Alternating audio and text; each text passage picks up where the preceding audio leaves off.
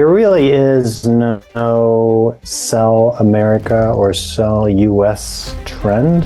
At most, there is a hedge America. The Chinese have done a really good job negotiating back against Trump and have been victorious in every standoff round with the United States so far. So why should they do Trump a favor and allow the... Is the era in American stock market leadership over? And if so, where do we go elsewhere in the world as investors? We're going to find out with the next guest, Robin Brooks, Senior Fellow in the Global Economy and Development Program at the Brookings Institution. Prior to Brookings, he was a Managing Director and Chief Economist at the Institute of International Finance. And prior to that, he was the Chief FX Strategist at Goldman Sachs. And prior to Goldman, he was the FX Strategist at Brevan Howard. He also spent 8 years as an economist at the International Monetary Fund. This episode is brought to you by Kalshi. It is a fully regulated platform that lets you trade on real-world events, from economic data to political outcomes. Sign up and use my code LIN, L-I-N, in the description down below, or scan the QR code here, and new traders can get $10 deposited to your account when you trade $10. Traders can put money down on their favorite teams, events, elections, and more in all 50 states, including California and Texas, and over 140 countries. Robin, it's a pleasure to welcome you to the show. Thank you for being here. Thanks so much. It's great to be with you, David. Thanks for having me. Thank you for lending us your time. I want to start by talking about markets. U.S. stock markets, according to this article here, are off to their worst start versus the global markets since 1995. I guess this is measuring a year-to-date performance versus other indices around the world. I read earlier in the year, actually on CNBC, that perhaps there was a sell America trade going on. Certainly that was reflected in the dollar, as the DXY didn't do so great in 2025. And perhaps that narrative accelerated as gold reached $5,000 and beyond recently. But since U.S. stocks seem to also be lagging behind some of its counterparts globally, I wonder if this is due to just micro factors affecting certain stocks that are heavily weighted in the index, specifically tech stocks, or perhaps there is a broader sell America movement happening around the world. Which is it, Robin?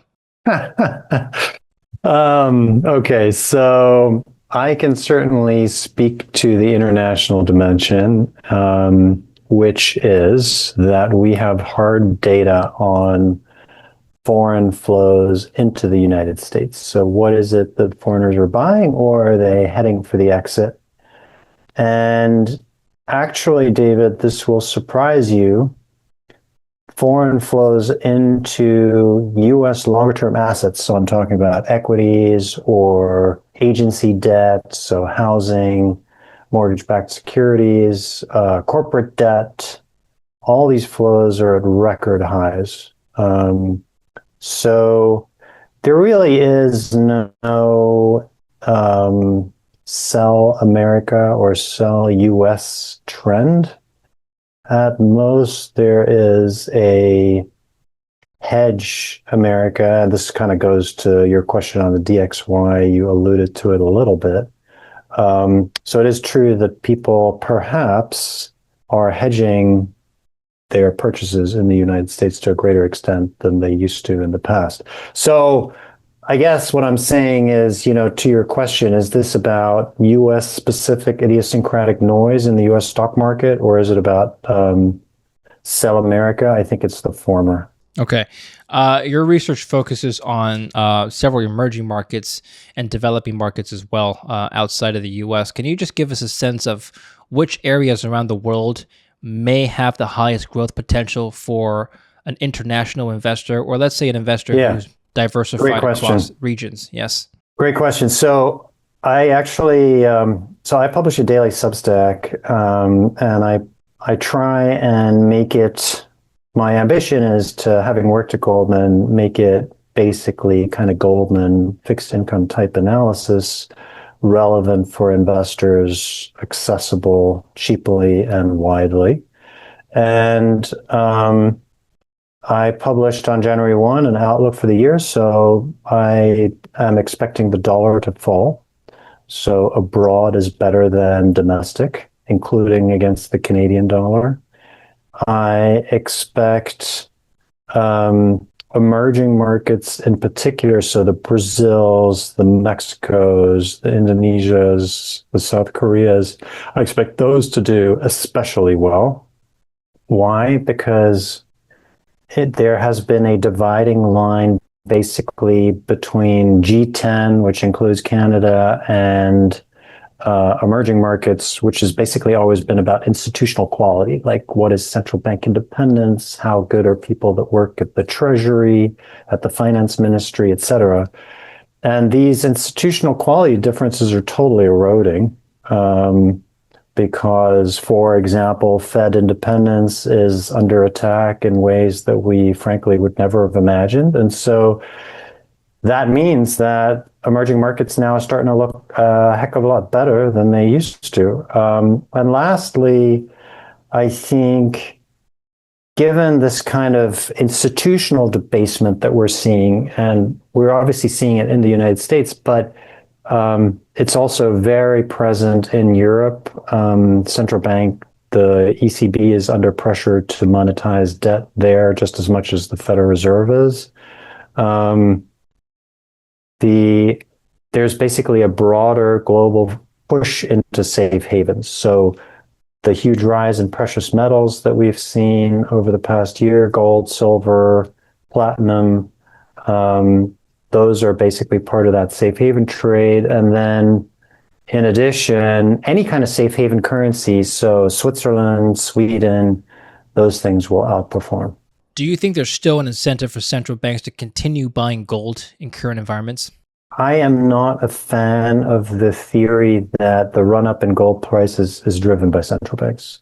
I don't think there's any data that say that. The IMF publishes data on holdings of gold, so volumes. You know, people, David, I'm sure you've seen this chart go around. People show a chart that shows the gold price and then the share of gold in reserves. And those two lines basically totally overlap. So it looks like central banks are buying gold and that's driving up the price. But of course, that's a totally spurious correlation and a chart crime, because in the share of gold that central banks are holding, that's basically price times quantity. And so the reason that the correlation between the two lines is so great is because it's price with price. The price is going up like crazy on both sides. So if you look at volumes only, it's true that emerging market central banks are buying gold, but they're doing it at a steady pace. It's been pretty much on autopilot. It's not like these guys are chasing the price. That's not how reserve managers allocate, in my experience. And so I think the rise in gold is about retail investors primarily. And it's basically this flight to safe havens. So my expectation, to answer your question, is that central banks will keep buying gold. That is primarily because reserves overall are rising. They will rise somewhat faster than normal because the dollar is falling. That's always an environment where Asian countries in particular buy lots of currency reserves and thus gold. But I don't think that there's a big active allocation among central banks into gold. The one big caveat, David, is that obviously a country like China is super secretive about data. So they don't provide us with a full picture. And so it's possible that they're doing things on the sly. Is it possible? And there was some talk, you'll recall last month when Trump threatened to take Greenland, that Europeans may sell U.S. treasuries as a sign of protest. That didn't happen en masse. Is there still this risk that sovereign funds and perhaps even central banks would offload some U.S. treasuries in favor of an alternative? Let's put it that way.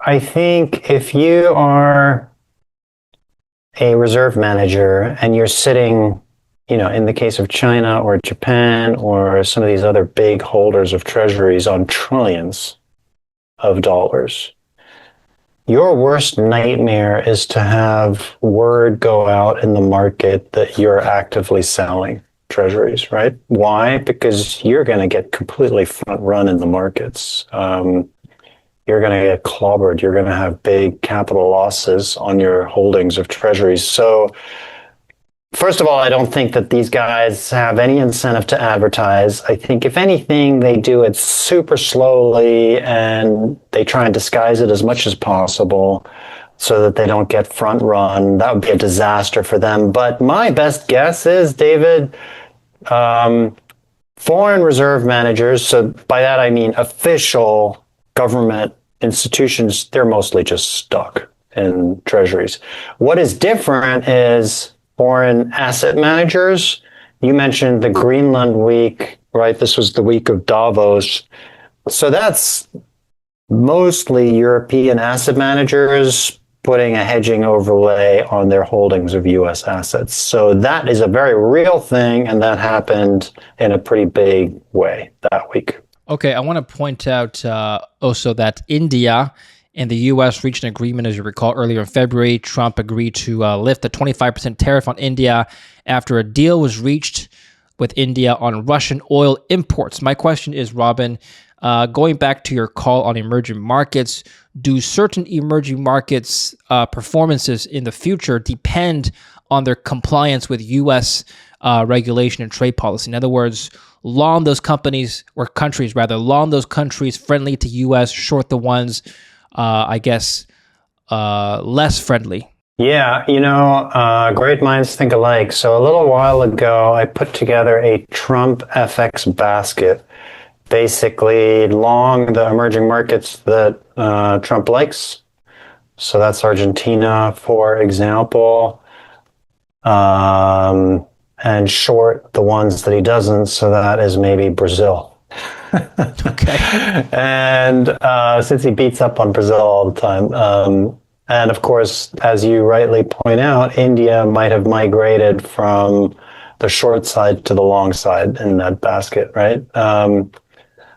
The performance of the basket really hasn't been great because Argentina is such a disaster zone and Brazil actually has done really, really well. So I think in terms of near-term trading, Trump is difficult to trade, but it's very clear that in the global environment where, for example, precious metals and commodities are on a tear, Latin America should do extremely well, right? These are all countries that export this stuff, that mine this stuff en masse. If prices of these things go up, the terms of trade of these countries go up massively, it's really good for these guys. So I think you want to have a bias towards Latin America. I think in Asia, around the time of Greenland, there was speculation in the market that Trump had some kind of secret accord with China and Japan for those currencies to appreciate against the dollar. Right? It's kind of a constant bugbear of the United States that these countries have such giant trade surpluses with the United States, and so, they should allow their currencies to appreciate. I remain very skeptical of this stuff. The Chinese have done a really good job negotiating back against Trump and have been victorious in every standoff round with the United States so far. So why should they do Trump a favor and allow the yuan to appreciate against the dollar? I don't see why they would do that. And Japan is a whole different kettle of fish because their debt is so crazy high, and so I don't think the yen's going anywhere. Can investors bet on the end of the war in Ukraine and all the,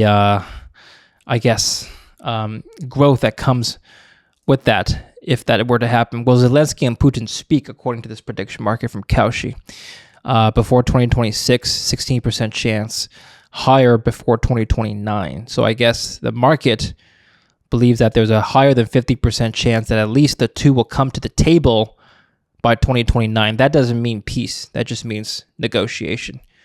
which implies the market thinks that the war will drag out for quite some time. What's your view? Mm-hmm. I mean, 2029, that's a long time from now, right? Yeah. I think the war will be over much faster, and it depends very much on whether Trump decides to stop intelligence support for Ukraine and basically supplying American weaponry to Ukraine. If either of those things stop, I think that would be a devastating blow to the Ukrainian armed forces, and it would end the war pretty quickly. I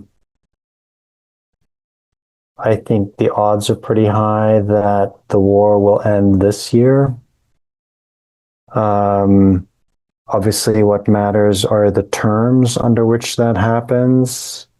And I am not optimistic that those terms will be very favorable to Ukraine. I am not sure that this is a great investment opportunity, to be honest.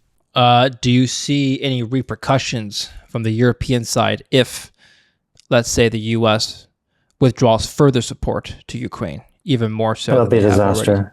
Yeah, I mean, France already threatened to put troops on the ground, for example. yeah, I bless the French. I think you need to take everything that comes out of Europe with a very large grain of salt. Europe is long words, short action.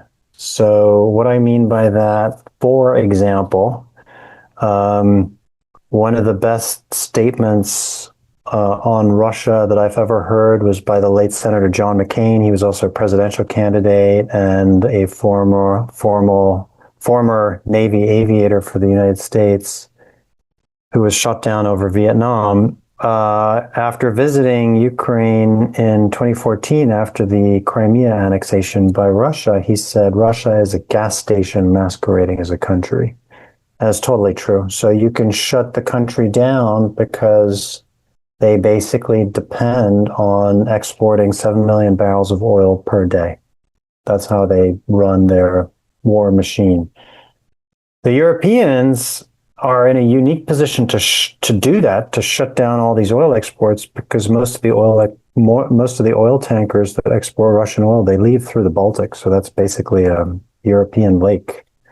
And from everything that we hear, even today and yesterday, so I mean right now, the Europeans are unable to clamp down, or they're unwilling to clamp down on this oil tanker traffic.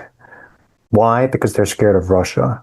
So do I think that French troops or any other Western European troops in Ukraine would be put in serious harm's way? I highly doubt it. I mean, these guys are not even willing to shut down oil tankers. Well, can you just evaluate the following in terms of effectiveness in actually halting or slowing down the Russian war machine? So number one, sanctions on Russia directly either in the way of asset freezes or sanctions on exports and trade restrictions, or number two, which is what Trump has been doing all year, placing tariffs on countries trading with Russia directly. Either one of these work? So I'm a big believer that you want to go after Russia directly as opposed to third countries, right? Why put tariffs on India when what you really want to do is you just want to tariff Russian oil? And to its credit, the Trump administration got this right. So after the punitive tariff of 25%, so you just had the Yahoo Finance story up about India and how that punitive tariff was lifted. So much more importantly, the Trump administration put direct tariffs on Russia's two biggest oil producers, Rosneft and Lukoil, back in October. And those tariffs have really, sanctions have really packed a punch. So much more effective than going after third countries. We have a few minutes left, Robin. I'd like to close off on your analysis on global growth. On the one hand, we have AI and all the potential productivity gains that may come with it. On the other hand, At Davos, you're aware that several world leaders, including Mark Carney of Canada, said that globalization has been weaponized, quote unquote. I don't know if that implies he's calling for less globalization. Certainly, he was referring to tariffs being a tool of globalization that was weaponized. But in either case, there seems to be more protectionism happening around the world. So if you balance out maybe the positive technological forces happening around the world right now versus potentially more protectionism, less globalization, how optimistic are you on global growth overall? So, first of all, I think it's fair to say that the global economy, through a huge tariff onslaught, right? I mean, at one point a year ago, we had tariffs on China from the United States around 145%. That's crazy. And of course, China had tariffs, I think, all the way up to 125%. That's basically no trade. And the remarkable thing is that global growth last year was way stronger than people expected, around 2.5%, 3%. That's really solid. So I think that's partly a reflection that markets always find a way around tariffs. And so a lot of trade that would have gone directly between China and the United States ended up going to the United States through third countries, right? So in the end, it doesn't really do very much to the US consumer because the goods end up at Toys R Us anyway. But broadly speaking, I think the kind of reshoring wave and the friendshoring, home shoring, I think that should, in the very short term, lead to stronger growth, paradoxically, because we'll see an investment wave in places like the United States and in Europe, right? You have to build capacity to produce stuff at home. And then over the medium term, growth will be somewhat lower and inflation will be somewhat higher. But we're talking about like that is at a 10, 15-year horizon. The last story that I want to bring to your attention before I let you go, Robin, is this article from the FT. IMF calls on China to halve industrial subsidies. The IMF has called for China to slash state support for industry as international concerns mount about overcapacity. The fund estimates that China spent about 4% of its GDP subsidizing companies in critical sectors. It should reduce that by 2 percentage points, says the IMF.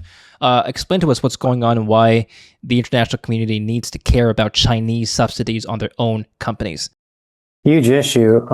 So I just put out a Substack today on Chinese auto exports, which in December 2025, that's the last month for which we have data, they basically went massively vertical. So China is exporting EVs and regular ICE combustion engines at a speed and volumes that we've never seen before. And, this kind of thing, it's basically dumping.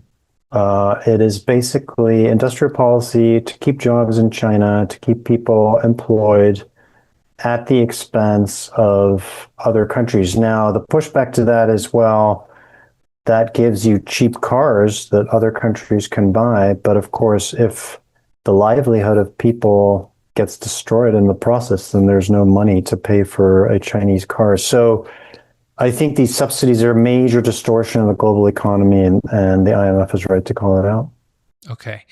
Tell us where we can find your work, Robin, and follow you. You can check me out on Substack. I have a daily piece that comes out. I write about global macro. So thanks for letting me flag that, David. Okay. Well, follow Robin in the link down below. So check him out on Substack. Thanks very much, Robin. Welcome to the show, and I hope to see you again soon. Thanks, David. Take care. Take care to you as well. And don't forget to subscribe to this channel and like this video. And don't forget to use my code LIN, L-I-N, when you sign up to Kalshi. That's link in the description down below, or scan the QR code here. Remember, new users will get $10 when you trade $10.